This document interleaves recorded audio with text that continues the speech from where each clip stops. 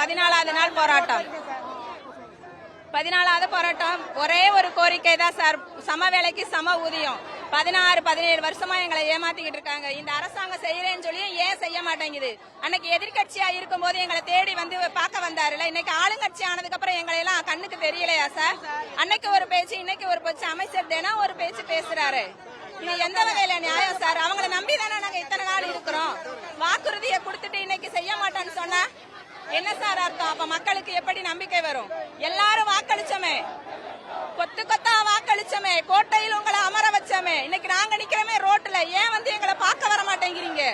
எப்ப வந்து எங்களை பாப்பீங்க? எப்ப எங்க கோரிக்கை உங்க செவிகளுக்கு வரும்? எத்தனாயிரம் பேர் போராடுறோம், ஏன் உங்க கண்ணுக்கு தெரிய மாட்டேங்குது? இங்கதானே இருக்கிறீங்க எல்லாரும் சென்னையில. நாங்க இன்னைக்கு ரோட்ல கிடக்கோம், நீங்க விழா கொண்டாடிக்கிட்டு இருக்கீங்க. நாங்க இன்னைக்கு ரோட்ல, நீங்க ரோடு ஷோவில. ஏன் இங்க நடக்கிறது எதுவுமே உங்களுக்கு தெரியலையா? ஒரு முதலமைச்சரா, ஒரு அமைச்சரா எங்களை ஏன் இன்னும் எதுவுமே பார்க்க மாட்டேங்கிறீங்க? ஒரு ஆசிரியர்கள், படித்தவர்கள் பண்போடு 17 நாள் 14 நாள் போராடுகிறோம், 17 வருடம் போராடுகிறோம். ஆனாலும் எங்களுக்கு நீங்க என்ன செய்ய காத்திருக்கிறீங்க? எல்லாமே வாக்குறுதி கொடுக்கறீங்க, ஆனா செய்ய மாட்டேங்கிறீங்களே. இன்னும் எத்தனை நாள் நாங்க போராடணும்? பள்ளி நாட்களை, விடுமுறை நாட்களை தொலைத்து விட்டு நாங்க போராடுறோம். இன்னைக்கு எங்க பள்ளி பிள்ளைகளும் பாதிக்கப்படுறாங்க, எங்க குழந்தைகளும் பாதிக்கப்படுறாங்க.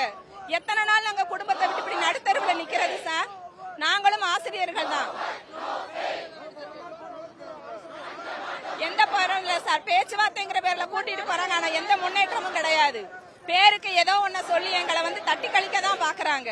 யார் தடுக்கிறது, யார் பாக்குறது? எங்களுக்கு வாக்கு கொடுத்தது முதலமைச்சர் தானே, அவர் தானே செய்யணும். இப்ப மத்தவங்களை சாக்கு போக்கு சொன்னா என்ன அர்த்தம்?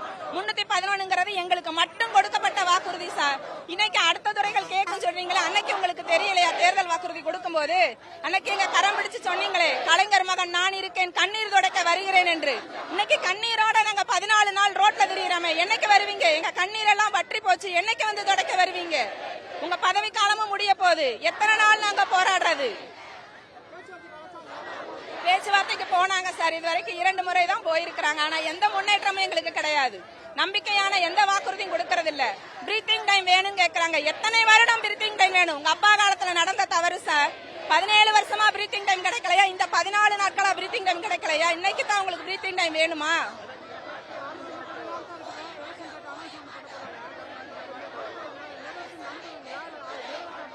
நிறைவேற்று வர நம்பிக்கையில தான் சார் இன்னும் நாங்க ரோட்ல நிக்கிறோம். முதலமைச்சர் அன்னைக்கு ஒரு கலைஞருடைய மகன், அவர் இருந்தாருன்னா இன்னைக்கு எங்களுடைய குறைகளை கலைந்திருப்பாரு. அவருடைய புதல்வர் நாங்க செய்வார் தான் எதிர்பார்க்கிறோம். எங்க அமைச்சர் கருணையோட பேசுறாரு, ஆனா மறுநாளே மாத்தி பேசுறாரு.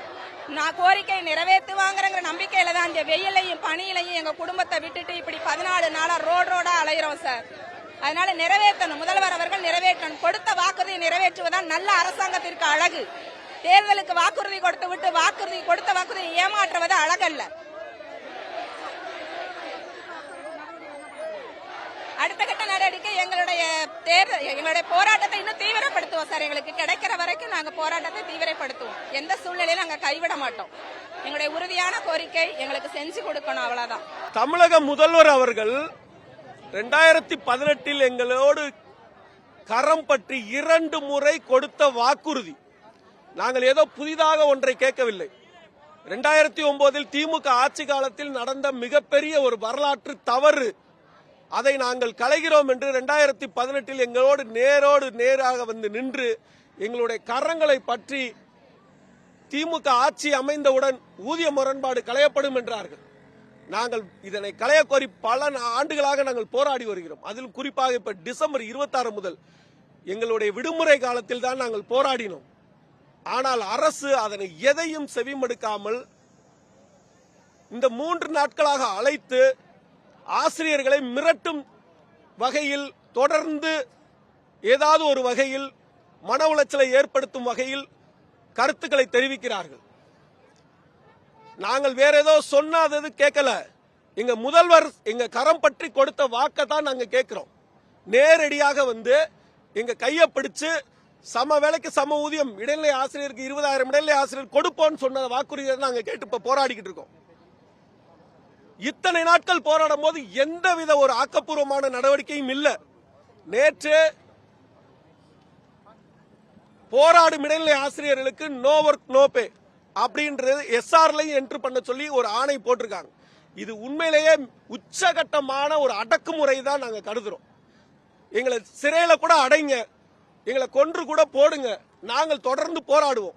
அவர் கொடுத்த அந்த ஒரு அரசாணையில தான் இன்னைக்கு ஒட்டு மொத்தமாக ஒரு மிகப்பெரிய ஒரு கூட்டம் இந்த இடத்துல வந்து நிக்கிறாங்க. நாங்க ஏற்கனவே பாதி சம்பளம் தான் வாங்கிக்கிட்டு இருக்கோம். எங்களுடைய சம்பளத்தை பிடிச்சுதான் இந்த அரசு நடக்கணும்னா, இந்த அரசை நடத்தணும்னா தாராளமா எங்க முழு சம்பளத்தை கூட பிடிச்சுக்கோங்க. இன்னைக்கு 5000க்கும் மேற்பட்ட ஆசிரியர்கள் சென்னையில கலந்து இந்த போராட்டத்தில் கலந்துருக்காங்கன்னா இதோட வலியையும் வேதனையும் புரிஞ்சுக்கோங்க தயவு செய்து. இது யாருக்கும் இல்ல ஒரு சண்டை கிடையாது. நாங்க உங்களுக்கு வாக்களித்து விட்டு இன்று நடுத்தருல நிக்கிறோம். உங்களுக்கு வாக்களித்து நடுத்தருல நிக்கிறோம். இன்னைக்கு நீங்க எங்களை அழைத்து பேசி இந்த பிரச்சனையை முடிவு கொண்டு வர வரையிலும் எத்தனை நாட்கள் ஆனாலும் நாங்க எங்களுடைய போராட்டத்தை தொடர போறோம்.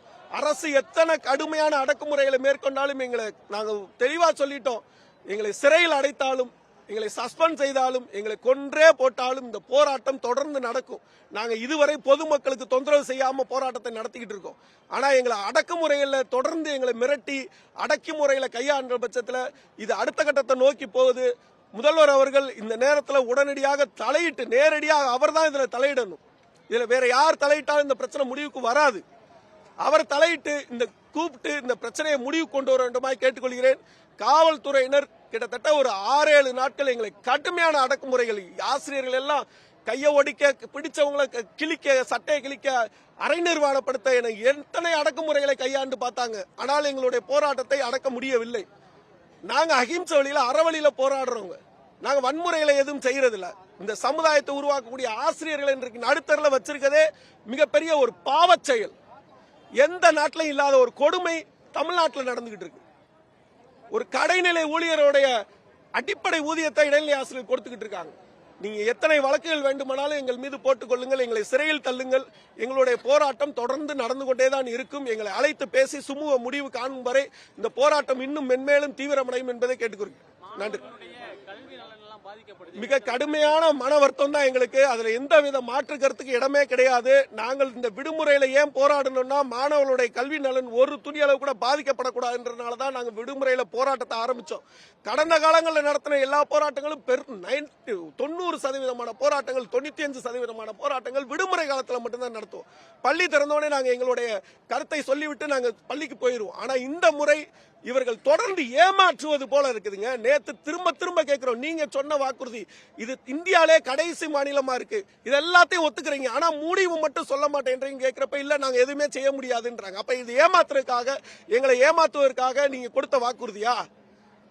ஆசிரியர்களை ஏமாற்றி வாக்கை மட்டும் வாங்கிக்கிறோன்றதுக்காக கொடுத்த வாக்குறுதியா? என்ன காரணத்தினால இப்படி ஏமாத்துறீங்க? நாங்க இதை ஏற்றுக்கொள்ளவே முடியாது. எங்களுடைய கடுமையான ஒரு சூழ்நிலையில தான் நாங்க இங்க வந்து நிக்கிறோம். மாணவர்களுடைய பள்ளி நலன் பாதிக்கப்படுதுன்றதுல எங்களுக்கு ரொம்ப வருத்தம் தான். நிச்சயமாக அதனையும் விரைவில் வந்து நாங்க சரி செய்வோம். அதுவரை எங்களுடைய போராட்டம் தொடரும். அடக்குமுறைகள் கையாண்டாலும் நாங்கள் எங்களுடைய போராட்டத்தை தொடர்ந்து நடத்துவோம்.